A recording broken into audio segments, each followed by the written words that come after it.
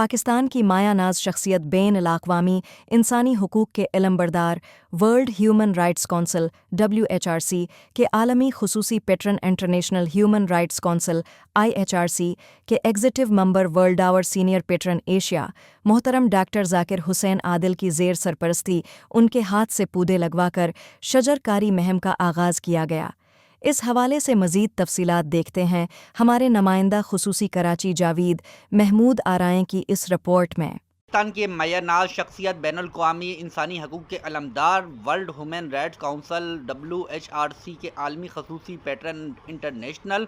Human rights council IHRC کے executive member world اور senior pattern Asia محترم doctor ذاکر حسین عادل کی زیر سرپرستی ان کے ہاتھ سے پودے لگوا کر شجرکاری مہم کا آغاز کیا گیا، جس میں کنٹری شجرکاری چیپٹر کے رابطہ نمائندگان محمد مجتبیٰ، محمد نعیم اور سلمان قاسم نے بھی شرکت کی۔ شجرکاری کا آغاز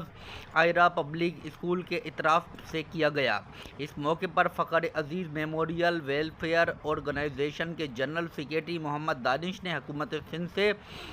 وقتاً حاصل ہونے والے طے شدہ 50,000 پودوں سے اسکول کے اطراف میں لگانے کے لیے اسکول کے چیف ایڈمنسٹریٹر محمد اکبر حسین کو پودے عطیہ کیے۔ جس طرح اجتماع گاہ کے اطراف اور دیگر علاقوں کے لیے پہلے ہزاروں پودے دیے گئے، ان کے ہمراہ اسکول کے دیگر ذمہ داران محمد اشتیاق احمد، سید محمد عشرت احمد تحسین، محمد نعیم اور محمد شہزاد بھی موجود تھے۔ بعد ازاں محمد دانش، محمد اکبر حسین اور دیگر نے کہا کہ آج کی شجرکاری مہم عالمی شہرت حاصل کردہ شخصیت محترم ڈاکٹر ذاکر حسین عادل کی شرکت ہم سب کے لیے قابل فخر اور تاریخی ہے، کیونکہ جس سادگی و کشادہ دلی کے ساتھ آپ پاکستان اور بڑے اعظم ایشیا میں قائم اداروں اور شخصیات کی رہنمائی اور حوصلہ افزائی کرتے ہیں، اس کی مثال بہت کم ملتی ہے، اور آپ کے ایسے اقدام سے بارہا پاکستان کا وقار بلند ہوا ہے۔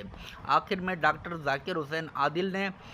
اپنے تاثرات پیش کرتے ہوئے کہا، چھوٹے ماحول میں شجرکاری جیسی مہم قابل تحسین ہے، اسے اجتماعی طور پر مزید فروغ دینے کی ضرورت ہے تاکہ اچھی روش مزید آگے بڑھے۔